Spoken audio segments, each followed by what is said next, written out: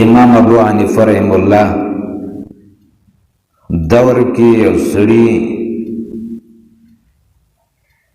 کور ته ډاکوان راغلي ناستي غلا یې وکړه. سړی راپاسېد د کور والا سترګې چې کوله وکړې نو سړي وپېژانده.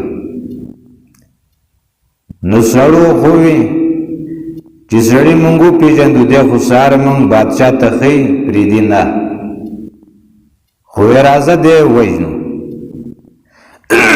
راله د کور مالک په ملا باندې یعنی په مرۍ باندې ګوتې کېښودې. چې کېښودې نو هغه ته منت زاري وکړه وی تاسو ما پرېږدئ ما لویسئ زه ستاسو حال نه وی. وی ته قسم وخوره چې ته به حال نه وای. هغه وی زه قسم خورمه وی زه قسم خورمه وی زه به حال نه ویم. نو یو غل دی بل ته ووی چې دا قسم خو چې دی خوري نو کېدی شي سهار قسم مات کي کفاره به ورکړي. نو بل وی څه چل وکړو وی قسم به نه خوري بلکې داسې به وایي یعنی غلا داسې به وایي چې په ما دې ښځه طلاقوي. نو چې ښځه طلاقوي طلاق به 3 طلاق به غورځوي مونږ به دې هله پرېږدو. جو هغه 3 طلاق وغورځو هغه بل وی کېدی شي بعضو مدرسو کې 3 طلاق یو واقع کېږي داسې نه سبا له دی دا یو طلاق دغه کې بیا وایي چې نه دا یو دی بیا ښځې ته رجوع کې طلاق واقع نه شي. خیر فیصله په دې وشوه دا 3 طلاق پوره دي. سهار له کسانو سړی پرېښو لاړه. سهار له سړی د کور مالک امام ابو حنیفه رحم الله ته راغی. مولانو پسې ګرځېده.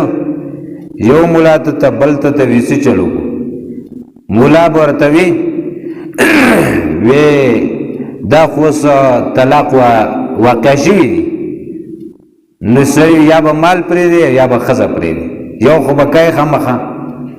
چا ورته ویل لاړ شه امام ابو حنیفه رحم الله یو هوښیار سړی دی یو پوه سړی دی او امام ابو حنیفه رحم الله به یعنې د هغې په باره کې تاسو سره خبره وکړي. امام ابو حنیفه رحم الله ته چې راغی دا قصه ورته وکړه چې داسې چل شوی دی. امام ابو حنیفه رحم الله وي زه به د سر داسې طریقه وکړم نه به دې ښځه طلاقه شي نه به یعنې ښځه نه در لاړ شي ښځه به دې هم پاتې شي مال به دې هم پاتې شي او دارنګې چې نو قسم به دې هم په ځای باندې شي دا کارونه نه به هم باد شي.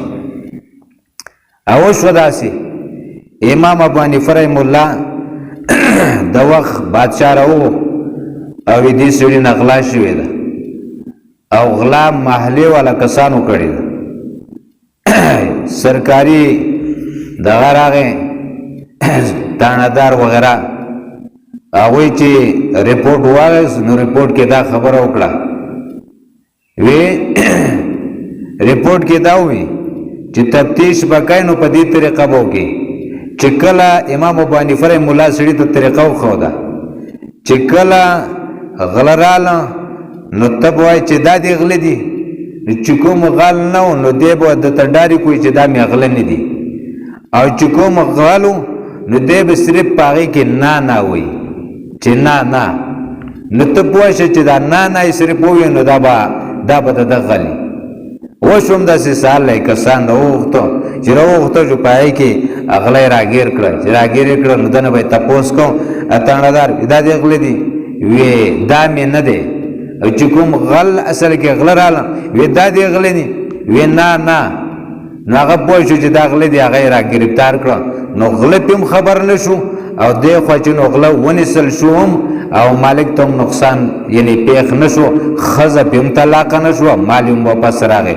دا د امام ابو حنیفه رحم الله یعنی د فقاهت او د پوهې دا د هغه د علمیت درجه وه چې الله پاک ولا څومره پوهه فقاهت ورکړو ښځې ته علما په هغه ټیم کې په دا خبرو باندې نه پوهېدل دا د امام ابو حنیفه رحمه الله خاصیت و الله دې د هغوی په قبرونو یعنې رحمتونه بې ارباو او بې شمېره راولي